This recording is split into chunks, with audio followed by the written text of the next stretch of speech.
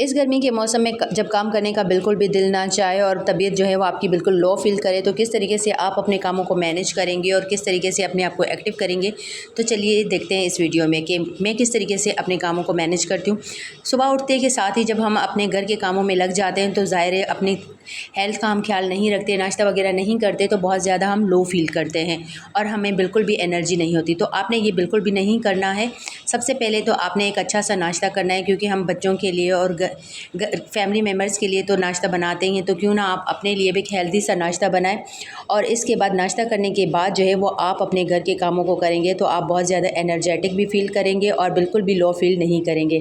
और साथ ही इसके क्योंकि बहुत ज़्यादा गर्मी है, जब हम काम कर रहे होते हैं तो हमें बहुत ज़्यादा स्वेटिंग भी हो रही होती है, तो जो हमारे विटामिन्स और मिनरल्स होते हैं वो पसीने की सूरत में बह भी जाते हैं। तो आपने बहुत ज़्यादा पानी का इंटेक रखना है और आपने डिटॉक्स वाटर अपने लिए बना के लाजमी रखना है, ताकि आप वक्तन फ़वक्तन इस डिटॉक्स वाटर को पीते रहते हैं तो आपके जिस्म में जो है वो एनर्जी भी आ जाती है और आप एकदम से फ्रेश भी हो जाते हैं। और साथ ही मौसमी हिसाब से जो भी मौसम के लिहाज से जो भी आपके पास फ्रूट्स हों तो उनको लाजमी आप इंटेक्ट इनका लाजमी किया करें, या इनका जूस बनाएं या शेक बनाएं। जैसे मैंगो वगैरह है तो इनका शेक बना के पीना चाहिए। गर्मियाँ हैं तो आप गन्ने का जूस लाजमी मंगवा कर पिएँ, घर में नींबू पानी पिएँ। तो इस तरीके से जो चीज़ें हैं ये आपको डिहाइड्रेट होने नहीं देती हैं और आपकी बॉडी में एनर्जी भी आती है और आप बिल्कुल भी लो फील नहीं करते सारा दिन। क्योंकि बच्चों के काम, घर के कामों के पीछे भागते रहते हैं, तो इसके लिए हमें एनर्जी की ज़रूरत होती है। जब आप अपना खुद ख्याल नहीं रखेंगे तो ज़ाहिर है आप अपने घर को किस तरीके से मेंटेन करेंगे। तो सबसे पहले आपने लाजमी अपना ख्याल रखना है और अपने लिए अच्छा सा नाश्ता करना है और अपने हाइड्रेशन का भी ख्याल रखना है। तो इस तरीके से जो घर के सारे काम होते हैं वो भी साथ साथ होते हैं। तो इस तरीके से जब भी हम वेजिटेबल्स वगैरह लेकर आते हैं तो वो भी हमारी सुस्ती की वजह से फ्रिज में रखे रखे ख़राब हो जाती है। तो आपने ऐसा बिल्कुल भी नहीं करना है। तमाम वेजिटेबल्स जब भी आप लेकर आएँ, एक तो इससे आपकी बचत भी हो जाती है और साथ इस तरीके से हम चीज़ें ले आते हैं तो ये हमें सस्ती भी पड़ती हैं। और जब हम इनको इस तरीके से कटिंग वगैरह करके रख देते हैं तो हमारा जो है टाइम भी बच जाता है और जब हमें कुकिंग करनी होती है तो आसानी के साथ हमारी कुकिंग भी हो जाती है। और सारी चीज़ें जब तैयार हों तो फिर काम करने का भी मज़ा आता है और आपको कोई ज़्यादा परेशानी भी नहीं होती और ज़्यादा जो है हमारा काम जो है वो बढ़ भी नहीं जाता है। क्योंकि गर्मी है, बहुत ज़्यादा किचन में खड़ा नहीं हुआ जाता, तो इस तरीके से बरामदे वगैरह में मैं बैठ के ताकि सारी चीज़ों की कटिंग वगैरह कर देती हूँ ताकि ईज़िली कर लूँ और इस तरीके से मेरी एनर्जी भी ज़ाया ना हो। बस ये पालक जो कि बहुत ज़्यादा इसमें मिट्टी होती है, तो आपने इसको अच्छे तरीके से इसे वॉश करके बड़े से किसी खुले बर्तन में डाल के इस तरीके से इसको वॉश करें ताकि इसमें जो भी सारी डस्ट वगैरह मिट्टी है वो निकल जाए और इसमें से जो भी गंदगी है वो सब साफ़ हो जाए।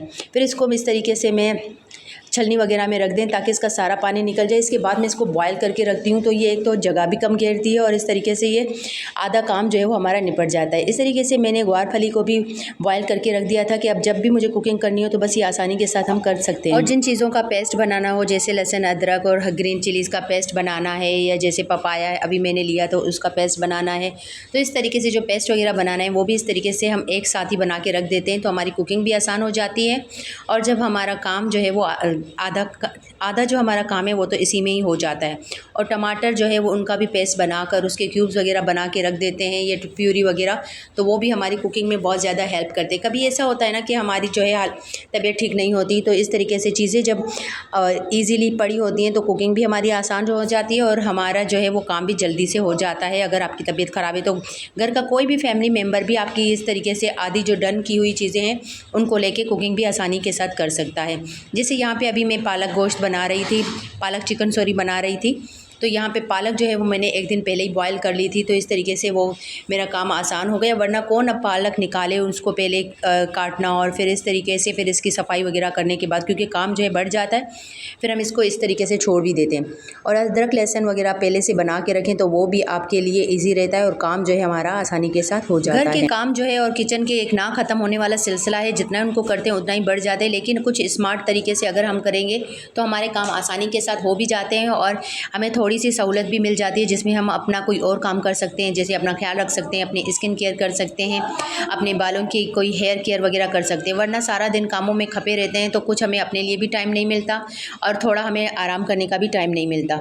मेरे ख्याल से तो सारी जो हाउस वाइफ हैं, जो होम मेकर्स हैं, वो ये सारे काम करती होंगी, लेकिन बस सबका अपना अपना तरीका होता है। तो इस तरीके से हम छोटे छोटे जो काम करके रखते हैं तो वो आगे हमारे काम को और ज़्यादा आसान बना लेते हैं। तो टमाटर का भी इस तरीके से पेस्ट या प्यूरी बना के रखते हैं क्यूब्स। मैंने बहुत सारी वीडियोस जो है वो इस पे भी शेयर की किस तरीके से हम मील प्रेप करते हैं। तो ये सारी चीज़ें जो है वो हमें बहुत ज़्यादा स्ट्रेस फ्री रखती हैं और हमारे कामों का बर्डन भी कम कर देती हैं। अब यहाँ पे मैं पालक चिकन बना रही थी, तो सबसे पहले मैंने जो है वो इस तरीके से चिकन में बनाती हूँ, क्योंकि पालक जो है वो मैंने बॉयल करके रखी होती है।